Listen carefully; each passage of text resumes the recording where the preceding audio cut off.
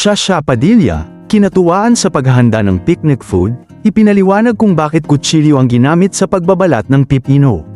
Ibinahagi ni Shasha Padilla ang isang masayang video kung saan makikitang abala siya sa paghahanda ng pagkain para sa kanilang family picnic sa Casa Esperanza. Sa naturang video, ipinakita ng singer-actress ang ilan sa mga pagkain kanyang inihanda habang masaya silang naghahanda para sa bonding ng pamilya sa gitna ng tahimik at luntiang kapaligiran. Ngunit bukod sa masarap na pagkain, may isang detalye ang agad napansin ng mga netizens: kutsilyo ang gamit ni Shasha sa pagbabalat ng pipino sa halip na vegetable peeler. Dahil dito, agad niya itong ipinaliwanag sa kanyang post at sinabing wala silang magamit na peeler kaya napilitan siyang gumamit ng kutsilyo. Nawala ang peeler namin kaya kutsilyo ang ginamit ko.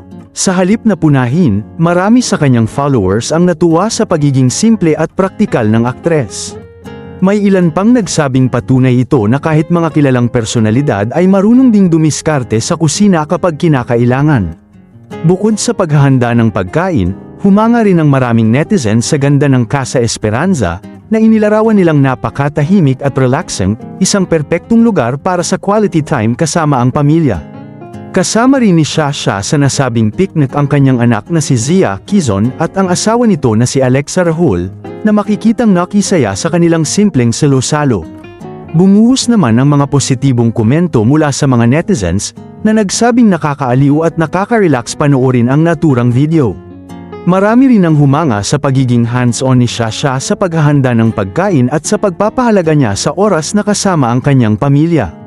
Sa pamamagitan ng simpleng video, muling naipakita ni Shasha Padilla na hindi kailangang maging magarbo ang isang pagtitipon upang makalikha ng masasayang alaala, lalo na kung kasama ang mga mahal sa buhay.